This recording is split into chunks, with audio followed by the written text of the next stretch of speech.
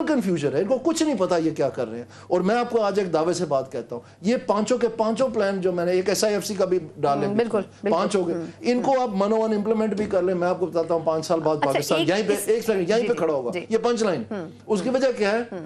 Total confusion. میں ایک moment لے کے آپ سے آپ کی اجازت سے ایک پاکستان کا جو اوور ویو ہے with in the context of the broader region ضرور دینا چاہتا ہوں، کیونکہ اس سے آپ کو بات سمجھ میں آ جائے گی. اور اس میں واضح طور پر جو ساؤتھ ایشیا ہے، فنانس منسٹر صاحب نے تو پورے گلوب کا بتا دیا گروتھ کا، لیکن اس کا وہ کریکٹ نہیں ہے، کیونکہ اس میں ڈیولپ کنٹریز ہمارا مقابلہ تو ہمارے خطے کے ممالک کے ساتھ ہونا چاہیے. تو آپ دیکھیں ہمارے خطے میں ساؤتھ ایشیا میں افغانستان میں 20 سال جنگ لگی رہی ہے، وہاں پر ابھی بھی ان کو ریکگنائز نہیں کیا ہوا، اور ان کے اپنے زر مبادلہ جو ہے وہ ضبط ہے.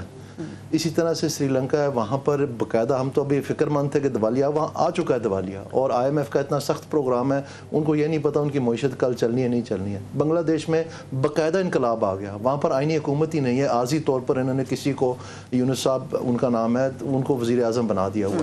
نیپال ہے، وہاں پر ایک ماوسٹ انسرجنسی چل رہی ہے، ان کو یہ نہیں پتا کہ صبح ہماری حکومت ہونی ہے کہ نہیں ہونی ہے. تو ان سارے ممالک کا، جس میں پاکستان بھی اس خطے کا حصہ ہے، ان کی اوسطاً اس سال سالانہ پیداوار جو ہے وہ 6.4% ہے اوسطاً، اور ہماری جو ہے جو یہ بتا رہے ہیں 2.7، وہ آدھے سے بھی کم ہے. اور یہ پچھلے سال بھی تھا، اس سے پچھلے سال بھی تھا.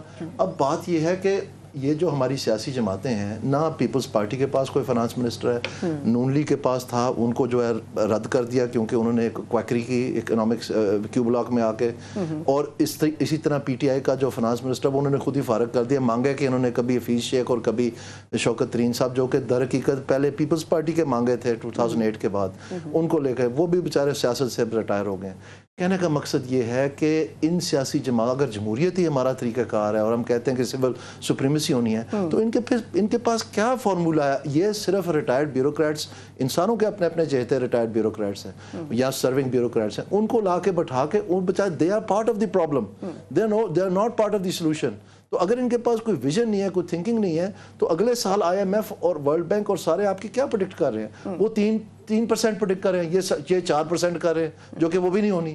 اب سوال یہ پیدا ہوتا ہے کہ یہ جو پلانز ہیں، let's connect the dots for second, جس میں ایک اڑان ہے، ایک prime minister home ground plan ہے، ایک ورلڈ بینک بھی 10 سالہ پلان لے آیا ہے، ایک IMF کا چل ہی رہا ہے 3 سال کا. یہ سارے ایک ہی ویریبلز پہ مشتمل ہیں، یعنی ٹیکس ٹو GDP ریشو ہو گیا، گروتھ ہو گیا، ان امپلائمنٹ ہو گیا، انفلیشن ہو گیا، کرنٹ اکاؤنٹ ڈیفیسٹ ہو گیا. ان سارے پلانز میں یہ دیا ہوا ہے. کوئی 10 سالہ پلان ہے، کوئی 3 سالہ پلان ہے، کوئی 5 سالہ پلان ہے، کوئی ایک دوسرے سے ملتا نہیں.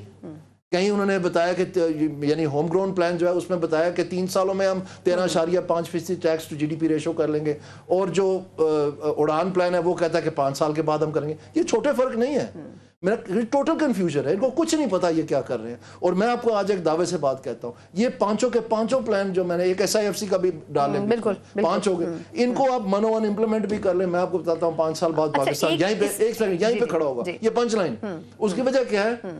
ٹوٹل کنفیوژن ہے. اور پرائیویٹ سیکٹر جو اکنامکس میں کہا جاتا ہے کہ پرائیویٹ سیکٹر میں پرائس سگنلنگ آپ کر رہے ہیں، پالیسی سگنلنگ کرتے ہیں، وہ ٹوٹلی کنفیوزڈ ہیں. ایک طرف ڈار صاحب ان کو تھپکی دے رہے ہیں کہ دبی رکھو، اب G2G کر کے ڈالر لے آئیں گے تو یہی پروڈکشن کریں گے، ہم امپورٹ سبسٹیٹیوشن ہی چلائیں گے. اور دوسری طرف وہ فنانس منسٹر صاحب ہیں، وہ کہہ رہے ہیں میں نے DNA بدلنا ہے، میں یہ سارا کچھ کم کر کے امپورٹ ٹیرفز جو ہے پروٹیکشنزم ختم کر کے، جو کہ میں ذاتی طور پہ سمجھتا ہوں صحیح سمت ہے، لیکن پرائیویٹ سیکٹر اس کی وجہ سے یہ گروتھ کم ہے.